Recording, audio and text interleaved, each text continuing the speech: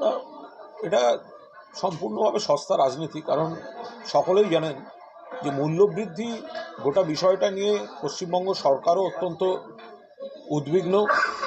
মমতা বন্দ্যোপাধ্যায় মাননীয় মুখ্যমন্ত্রী task force নামিয়েছেন, সমস্ত দপ্তর নেমেছে, কিন্তু মূল বিষয়টা এটা কেন্দ্রের জন্য মূল্যবৃদ্ধি হচ্ছে, পরিবহনের খরচ বেড়ে যাচ্ছে, পেট্রোল ডিজেল, কৃষি পণ্যের দাম বাড়ছে, কৃষকের সারের দাম বাড়ছে, সমস্ত সিস্টেমটা যেভাবে জনবিরোধী নীতিতে কৃষি পণ্য তৈরির খরচা বেড়ে যাচ্ছে, আবার একটা অদ্ভুত সমস্ত নিয়মে ওই মজুতদারি, অমুক, ব্ল্যাক মার্কেটিং, এগুলো উৎসাহিত করছে কেন্দ্রীয় সরকারের নীতিগুলো। সেই জায়গায় দাঁড়িয়ে এই মূল্যবৃদ্ধির সমস্যাটা কিন্তু শুধুমাত্র পশ্চিমবঙ্গের সমস্যা না, এটা সারা ভারতবর্ষের সমস্যা। ফলে বিজেপি শুধুমাত্র পশ্চিমবঙ্গ বিধানসভার সামনে এমন নাটক না করে যদি এটা কেন্দ্রকে বলেন, তাহলে সারা দেশেই এই বিষয়টা একটা সুরাহা হওয়ার বিষয়। বাকিপুরের কায়দাতেই দুর্নীতি, আনিসুল ভাইদেরও ভুয়ো চাষি দেখিয়ে ৪৫ কোটি জালিয়াতির অভিযোগ, পরে সেই টাকাই পাঠানো হয় জ্যোতিপ্রিয় মল্লিকের অ্যাকাউন্টে, খবর ইডি সূত্রে। দেখুন, একটা তদন্ত চলছে, এবার সূত্র বলে বিভিন্ন ধরনের খবর আসছে বা কোথাও কোথাও এজেন্সির তরফ থেকে কিছু কিছু কথা বলা হচ্ছে। আমরা খুব স্পষ্টভাবে একটা কথা বলি, এজেন্সি যা বলবে সেটাই ধ্রুব সত্য, এটা মনে করার কোনো কারণ নেই। কনসার্ন যারা অভিযুক্ত তারা বা তাদের আইনজীবীদের কথাও শুনতে হবে, কিন্তু কোথাও যদি কোনো অবৈধ কোনো লেনদেন থাকে, কোনো অন্যায় থাকে, নিশ্চিতভাবে তদন্ত হোক এবং যথাযথ আইনি ব্যবস্থা হোক, এখানে তৃণমূল কংগ্রেস হস্তক্ষেপ করবে না। কিন্তু বিজেপির নির্দেশে কেন্দ্রীয় এজেন্সি যেন এমনভাবে পরিচালিত না হয় যে তৃণমূলকে বদনাম করার একটা চেষ্টা নিয়ে তারা বিভিন্ন পদক্ষেপ নেয়। তারা নিরপেক্ষভাবে তদন্ত করুক, আর সত্যিই যদি কোনো অন্যায় কাজ হয়ে থাকে, কোনো অবৈধভাবে টাকার এদিক ওদিক হয়ে থাকে, সেক্ষেত্রে যদি তথ্য প্রমাণ থাকে তারা আদালতে দিন, আইনের পথে চলবে।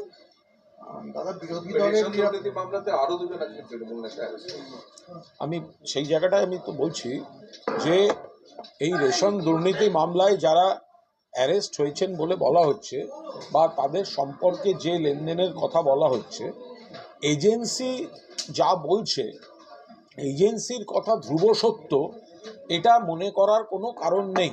এজেন্সির কথা ধ্রুব সত্য এটা মনে করার কোনো কারণ নেই। কিন্তু আবার এটাও দেখতে হবে যে বিজেপির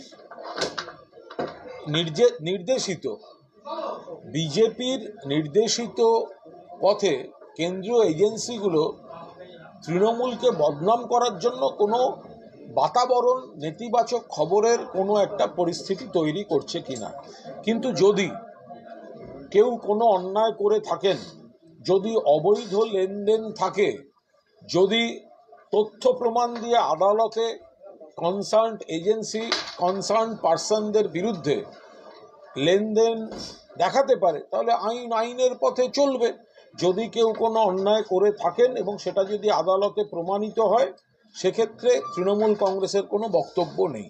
তৃণমূল কংগ্রেস শুধু স্পষ্টভাবে বলছে যেন বিজেপির নির্দেশিত পথে তৃণমূলকে ভাবমূর্তি নষ্ট করার জন্য পরিকল্পিতভাবে ভুয়ো গল্প ফেঁদে কোনো তদন্তের কাহিনী না শোনানো হয়। বিরোধী দলের এজেন্সির তরফ থেকে এটাও দাবি করা হচ্ছে যে জ্যোতিপ্রিয় মল্লিকের পরে বাকিপুর এবং শঙ্কর, তারপর শাহজাহান, তারপর এই সমস্ত বাড়ি। আমি আবার বলছি, যে দলেরই হোক, যে নেতৃত্বের যিনি হন, যদি কেন্দ্রীয় এজেন্সি যা বলছে, যদি সেগুলোর অবৈধ কাজ, বেআইনি সম্পত্তি, এগুলো যদি সত্য হয়, তাহলে আইনের পথে চলবে, তারা ব্যবস্থা নিন। কিন্তু এজেন্সি যেন বিজেপির নির্দেশে তৃণমূলের ভাবমূর্তি নষ্ট করার জন্য তারা এমন কোনো গল্প না ছড়ান যার সারবত্তা পরে গিয়ে খুঁজে পাওয়া যাবে না। ফলে এজেন্সি যা বলছে সেটাই ধ্রুব সত্য, এটা মনে করার কোনো কারণ নেই। বহু ক্ষেত্রে এই ধরনের কিছু কথা বাজারে ছাড়া হয়, পরে তার সারবত্তা খুঁজে পাওয়া যায় না। যদি সত্যিই কোনো অবৈধ লেনদেন থাকে, বেআইনিভাবে টাকা কেউ নিয়েছেন, টাকা আত্মসাৎ করা হয়েছে, সরকারি ফান্ড বা সাধারণ মানুষের সঙ্গে কোনো বিষয়, যদি কোনো তাদের কাছে তথ্য প্রমাণ থাকে তারা আদালতে দেবেন, এবং কনসার্ন ব্যক্তি যাদের বিরুদ্ধে অভিযোগ আসছে তারা বা তাদের আইনজীবীরা তারা এর উত্তর দিতে পারবেন।